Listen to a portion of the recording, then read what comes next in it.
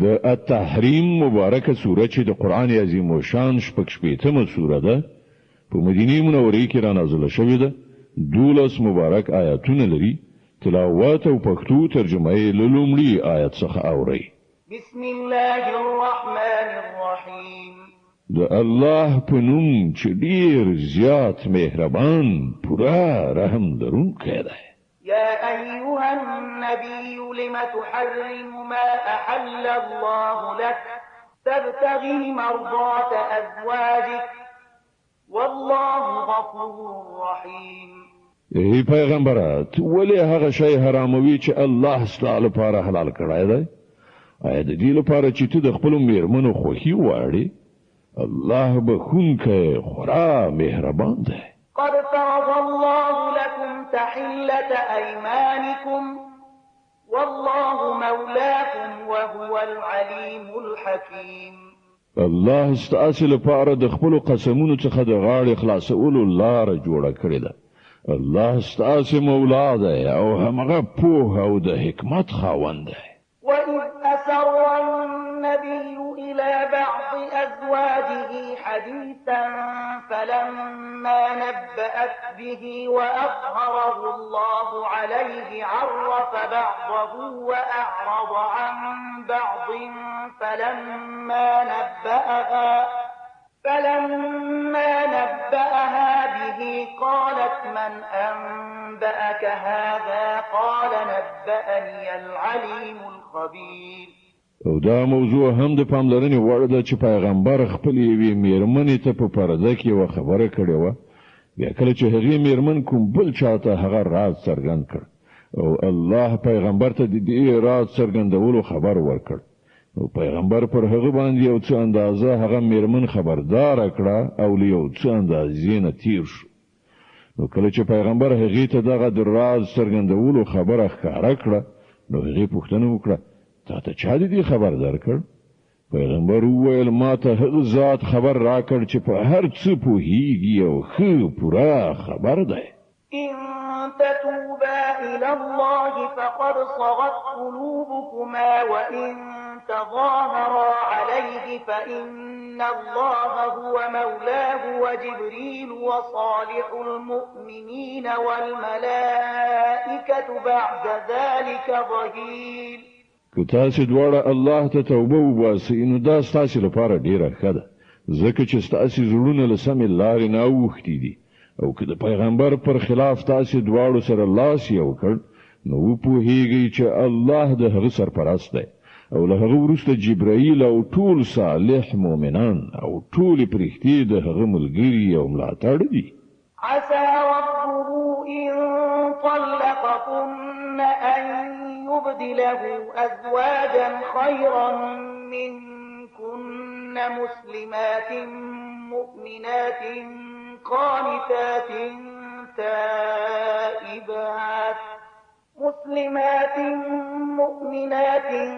قانتات تائبات عابدات سائحات طيبات وأبكارا لری نه ده چې پیغمبر تاسو ټول میرمنو ته طلاق درکړي نو الله به هغه تاسو په بدل کې داسې میرمنې ورکړي چې له تاسو نه خېوي رښتینی مسلمانې ایماندارې اطاعت کوونکې توبه ایستونکې عبادت کوونکې روژه نیونکې که کونډې وي یا پیغلې يا أيها الذين آمنوا قوا أنفسكم وأهليكم نارا وقودها الناس والحجارة عليها ملائكة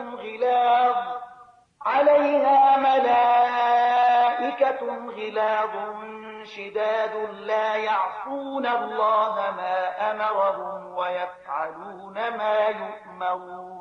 ای مؤمنانو وژغورئ خپل ځانونه او خپل اولاد او کورنۍ له هغه اور نه چې د هغه د سون مواد به انسانانو تیږي وي چې پر هغه به غصناکې سخت زړه پرښتې معذفي وي چې هیڅکله به د الله له حکم څخه سر نه غړوي او هر امر چې ورته کیږي هغه په ځای راوړي يا أيها الذين كفروا لا تعتذروا اليوم إنما تجزون ما كنتم تعملون. په هغه وخت کې به وویل شي چې ای کافرانو نن عذرونه مو وړاندې کوئ، تاسو ته خو هماغسې بدله درکول کیږي لکه څنګه چې تاسو عمل کوئ. يا أيها الذين آمنوا توبوا إلى الله توبة نصوحا عسى ربكم أن يكفر عنكم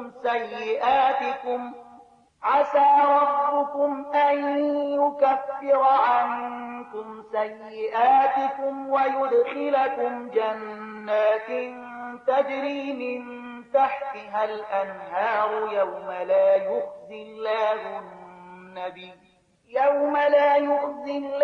النبي والذين آمنوا معه نورهم يسعى بين أيديهم وبأيمانهم يقولون ربنا أتمم لنا نورنا واغفر لنا إنك على كل شيء قدير. ای مؤمنانو الله ته توبه وباسي، خالصه توبه، کېدای شي چې الله ستاسو بدی له تاسو نه ایسته کړي او تاسو داسې جنتونو ته نه باسي چې تر هغو لاندې به ویالې بهیږي. دا به هغه ورځ وي چې الله خپل پیغمبر او هغه کسان چې له هغه سره ایمان راوړی دی رسوا نه کړي. د هغو رڼا به د هغو مخکې او د هغو ښي پلو ته ځغلي او هغوی به وایي چې ای زموږ پروردګاره، زموږ رڼا زموږ لپاره بشپړه کړه او موږ ته بښنه وکړه، ته د هر څه وس واک لري. يا أيها النبي جاهد الكفار والمنافقين واغلظ عليهم ومأواهم جهنم وبئس المصير. ای پیغمبره له کافرانو او منافقانو سره جهاد وکړه او له هغو سره سخت برخورد وکړه. د هغو استوګنځی دوزخ دی او هغه ډیر ناکاره استوګنځی دی. ضرب الله مثلا للذين كفروا امرأة نوح وامرأة لوط كانتا تحت عبدين من عبادنا صالحين فخانتاهما فلم يغنيا عنهما من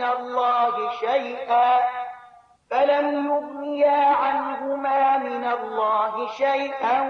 وقيل ادخلا النار مع الداخلين.